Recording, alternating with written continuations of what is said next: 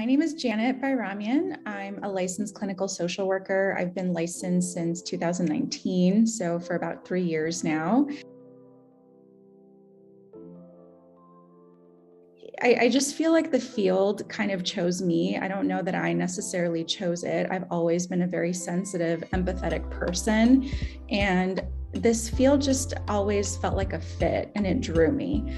And so when I had the opportunity to study social work, I just felt like things were finally coming into place at that time in my life.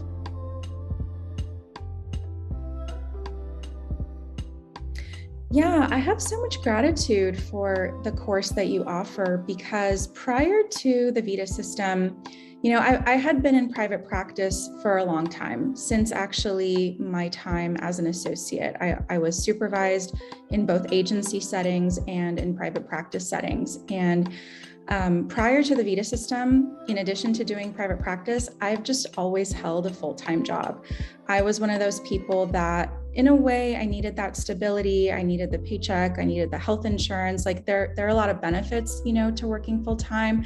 But I started to build, unfortunately, resentment to having to do both. And I wanted to feel that internal confidence in leaving full-time stable work, if you want to call it that, and moving into my own private practice. So with the Vita system, I loved it because I just felt like it laid the groundwork for me to identify who I wanted to work with, some of the business components that they don't really teach us in graduate school, as well as, anytime I had a question about something, even outside of building your private practice. Like I remember asking you about some resources for starting a podcast. Those answers just were always available. So it was, something that I feel very grateful for. And now I can say that I'm in private practice full time and I'm not leading another, 9-to-5 job.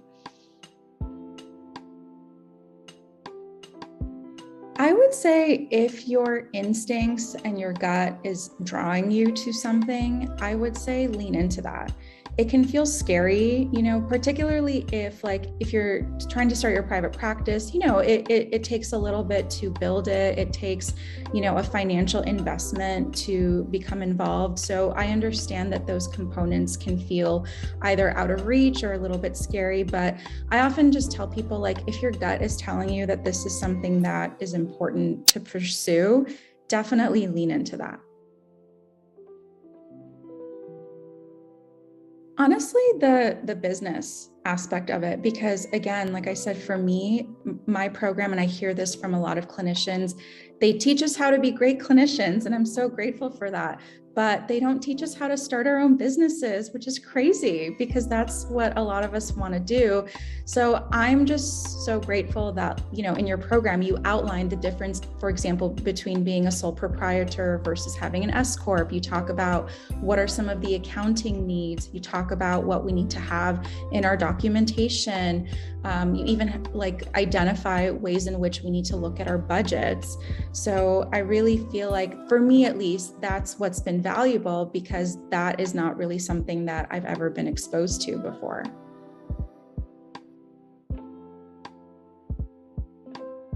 I would include, in addition to having us focus on the clinical and, in my case, with social work, policy implementation and stuff like that, I would say please also incorporate a business aspect to the degree. Teach us how to start our own businesses. I mean, if I could go back and if I had the time and finances, I would get a minor in business, or I would get an MBA, because again, my brain just doesn't naturally go there.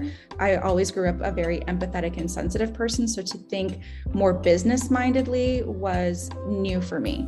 So if graduate schools could create some sort of a curriculum or education on this is what you do if you want to start your private practice, I think that would be great, because in my case, I felt like they would really push us to work in agency settings, which I get that. That's one option, but I don't know that that has to be necessarily the only option.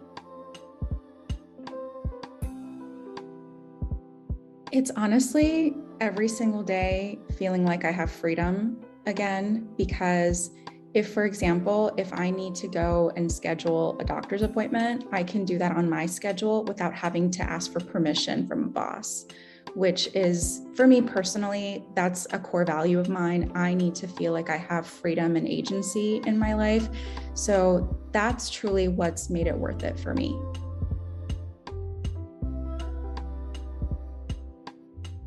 I feel really confident in that. And it's so funny because my husband completed he's a doctor, so he completed his residency a couple years after, I started my private practice.